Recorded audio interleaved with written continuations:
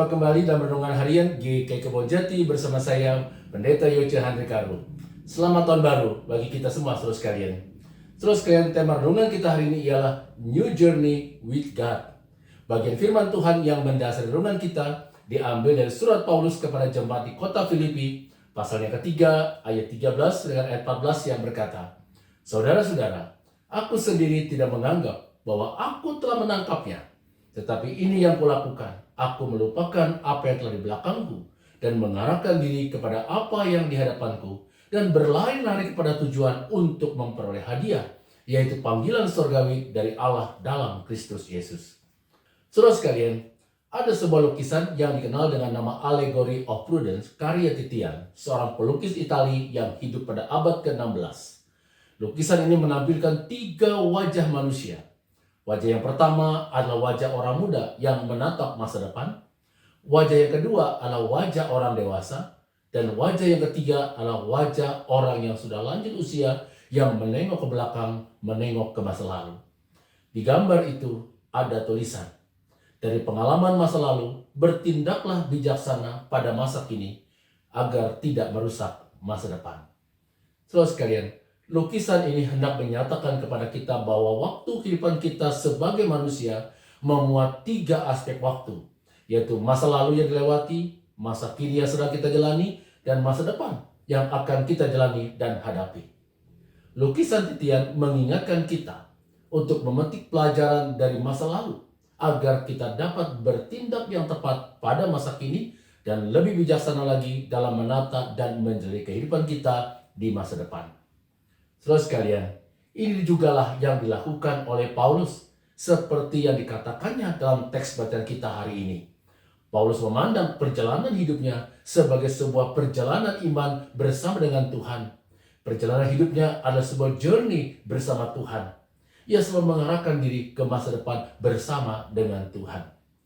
Paulus tidak ingin tenggelam dalam masa lalu yang mengecewakan yang membuatnya takut melangkah ke hari esok. Tetapi Paulus juga tidak ingin terjebak oleh keberhasilan di masa lalu yang dapat membuatnya cepat merasa puas dan tidak mau mengembangkan diri lagi. Paulus belajar dari masa lalu agar dapat melangkah ke masa depan dengan lebih taat, lebih kuat, lebih tegar, dan lebih setia kepada Tuhan. Saudara sekalian, apa ini sumber kekuatan Paulus? Sumber kekuatan Paulus ialah Tuhan Yesus yang diimaninya. Yesus menjadi sumber kekuatannya. Inilah teladan yang harus kita ikuti. Saudara sekalian, sebagai manusia, saya dan saudara tidak tahu apa yang akan terjadi di masa depan kehidupan kita. Tetapi yang pasti ialah kasih Tuhan akan selalu ada dalam sepanjang kehidupan kita. Oleh sebab itu, saudara sekalian, tantangan hidup di masa depan bukan untuk ditakuti, bukan untuk diratapi atau ditangisi, melainkan untuk dihadapi dan diatasi. Karena kita sangat berharga di mata Tuhan. Oleh karena Tuhan akan menolong kita untuk terus maju menghadapi tantangan hidup kita di hari esok, di sepanjang tahun 2023 ini. Ketika kita berjalan bersama dengan Tuhan, saudara sekalian, kegelapan yang paling gelap sekalipun tidak akan membahayakan dan menjatuhkan kita. Oleh sebab itu, yang terpenting bukanlah tahu masa depan seperti apa, melainkan kita tahu kita berjalan dengan siapa, yaitu Tuhan Yesus, Allah yang setia kepada umatnya. Saudara sekalian, hidup kita, hidup saya dan saudara adalah sebuah perjalanan bersiarah bersama dengan Tuhan.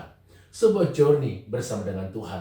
Sebuah perziarahan untuk menjadikan diri kita, saya dan saudara, semakin baik, semakin bermakna, semakin berdampak positif bagi kehidupan bersama.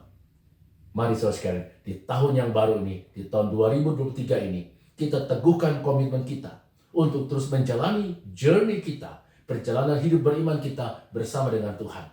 Oleh sebab itu saudara sekalian, ketika kita memasuki tahun yang baru ini, kita dapat meminta kepada Tuhan dalam doa kita yang membuat kita untuk semakin berhikmat dalam hidup ini.